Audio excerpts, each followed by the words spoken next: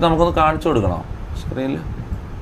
Guys, ഇതാണ് ഇതിൻ്റെ page വരുന്നത്. ഇതിൽ ഇങ്ങനെ കുറച്ച് ക്വസ്റ്റ്യൻസ് ചോദിക്കും. ഒരു 10 രജിസ്ട്രേഷൻ ക്വസ്റ്റ്യൻസ് ഉണ്ടാവും. അതെല്ലാം നിങ്ങൾ ഒരു കാര്യം പറയട്ടെ, നിങ്ങൾ ഇതിൽ വേറെ ഏതെങ്കിലും രജിസ്ട്രിയിൽ ഓൾറെഡി രജിസ്റ്റർ ചെയ്തിട്ടുണ്ടെങ്കിൽ വീണ്ടും രജിസ്റ്റർ ചെയ്യേണ്ട ആവശ്യമില്ല. നിങ്ങളുടെ ഡേറ്റ ഈ ഗ്ലോബൽ ഡേറ്റ രജിസ്ട്രിയിൽ ഉണ്ടാവും. ഏതെങ്കിലും പേഷ്യൻസിന് ആവശ്യമുണ്ടെങ്കിൽ നിങ്ങൾക്ക് കോൺടാക്ട് ചെയ്യാൻ പറ്റും. സ്മോക്കിംഗ്, ഡ്രിങ്കിങ് പ്രശ്നമുണ്ടോ എന്ന് ചോദിക്കുന്നുണ്ട്. ഇല്ല, സ്മോക്കിങ്ങും അത് നമ്മൾ ഹെൽത്ത് ചെക്കപ്പ് ചെയ്യുമ്പോൾ എന്തെങ്കിലും ഉണ്ടെങ്കിൽ നമ്മൾ പറയും. എടാ, ഇപ്പം നിങ്ങൾ ഒന്നും ചെയ്യേണ്ടതായില്ല. ഈ സ്വാബ് കൊടുക്കുക എന്നുള്ളത് മാത്രമാണ് ഇപ്പോഴുള്ള സംഭവം, ജോലി. മനസ്സിലാവും? അതായത് അത് കഴിഞ്ഞിട്ട് നിങ്ങൾ സ്വാബ് കൊടുത്തതിന്റെ എത്ര കാലം കഴിഞ്ഞിട്ട് കോൾ വന്നത്? സ്വാബ് കൊടുത്തു കഴിഞ്ഞിട്ട് 5 മാസം.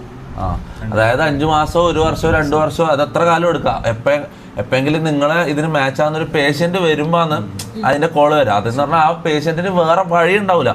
ഈ 1 ലക്ഷത്തിലും 2 ലക്ഷത്തിലും ഒരാൾക്കേ ഈ മാച്ച് കിട്ടും. മനസ്സിലാവും?